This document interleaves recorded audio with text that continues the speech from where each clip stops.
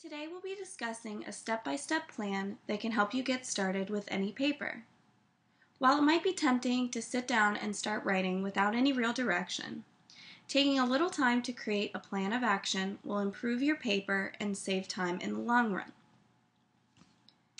As you can see, we'll be discussing a step-by-step process. First, you'll read the assignment carefully. Then you'll identify the key requirements. Next, you'll brainstorm and research. Then you'll create an outline. You'll write the paper. And you'll revise the paper before you turn it in. That's the last step. Let's take a look at step 1. The first step is to read the assignment carefully. Don't wait until the last minute to read your assignment. Read it well in advance of the due date, so you'll have an understanding of what is required and won't face any last-minute surprise requirements. It's also a good practice to read the assignment several times so you don't miss any key requirements. If you've read the assignment in advance, you will also have more of an opportunity to ask your instructor for clarification on any requirements that seem unclear. Now that you've read the assignment carefully, it's time to move on to step 2. In step 2, you should identify the key requirements of the assignment. What type of essay are you being asked to write? Is it an argumentative essay, a descriptive essay, expository, narrative? Look for keywords like summarize, analyze, contrast and compare, and prove to help you decide what type of essay you should be writing. Take some time to make sure you have a firm grasp of the assignment's key requirements. What specific questions are you being asked to answer in your essay? You may be asked to address a certain topic, but be sure to see if the instructor has narrowed the discussion by asking specific questions. Then take a look at the formatting requirements and keep these in mind.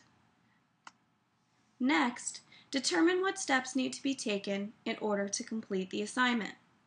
Do you need to conduct outside research? Do you need to conduct a personal interview or watch a film before writing? Allow yourself ample time to complete these key assignment requirements.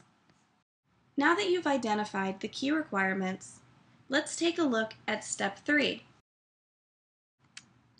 Step 3 is the brainstorming and research process. Brainstorming allows you to jot down your initial ideas about a subject, which you can then expand upon with supporting details. When you brainstorm, no idea is irrelevant.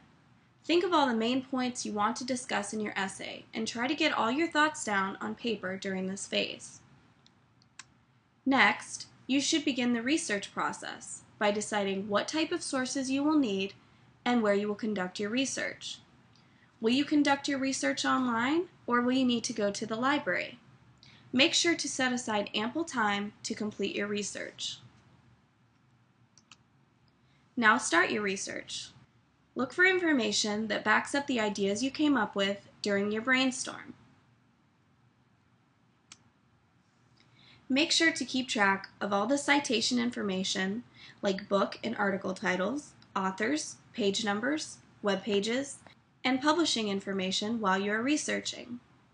If you write all this information down and keep it in one place, you can refer to it later when it's time to cite your sources. Now that you've conducted your research, it's time to move on to step 4. In this step, you'll create an outline. You'll want to organize your notes into outline form. Look at the ideas from your brainstorm and eliminate any that seem irrelevant to your topic. Then, organize your ideas in an order that seems logical. Next, write the bare bones of your paper in outline form. Write each major point with a few subpoints underneath. Then you'll want to organize your research. Organize the notes that you've taken from your outside sources by topic. Then combine your notes and your research together. Make note in your outline of places where you will utilize outside research. Now that you have a working outline, you can move on to step 5. Yes, you can finally start writing. It seems like we've done a lot of work up until this point, but you will see when you start writing from your outline that the ideas and words will come to you much easier. Try not to focus on perfection when you're writing your first draft. Have you ever stared at the screen for an hour trying to come up with that perfect first sentence? That's not very fun, and it's not productive either. Don't pressure yourself to make it perfect now. That's what the revision step is for. Let your outline be your guide as you're writing. Write about topics in the order that they appear in your outline. Make sure you have a clear introductory paragraph that introduces your topic and introduces your main ideas.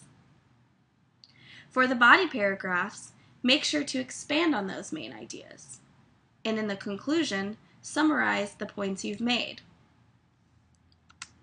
Use transitions to connect your ideas between paragraphs. Don't just jump from one subject to another without giving the reader an idea of how they are connected. Now you should have a good first draft. You've come a long way, and it's time to move on to the last step. Step 6. In step 6, you will revise your paper. The revision process lets you put the finishing touches on your assignment to assure that your paper is ready to be turned in. First, compare your paper to the assignment instructions or rubric. Have you answered all of the important questions and met the key criteria? If not, take some time now to make those corrections.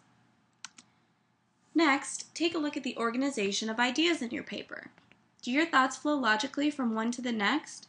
Are there misplaced ideas or sentences? If you find inconsistencies, take some time to fix them. You also want to take a look at the language you've used in your paper. Is it appropriate for your audience? Is your writing too formal or too casual or informal? You always want to avoid slang and internet terminology. You don't want those in an academic paper. Also, you don't want it to sound like you're just talking to a friend if it's an academic paper. The last step in the revision process is to check for grammatical and spelling errors. Look for all the usual culprits like sentence fragments, run-on sentences, subject-verb agreement errors, pronoun agreement errors, commonly confused words, and improper punctuation. Additionally, if you are prone to making certain errors, scan for those errors as well. Once you've revised the paper, you've finished the last step in the process.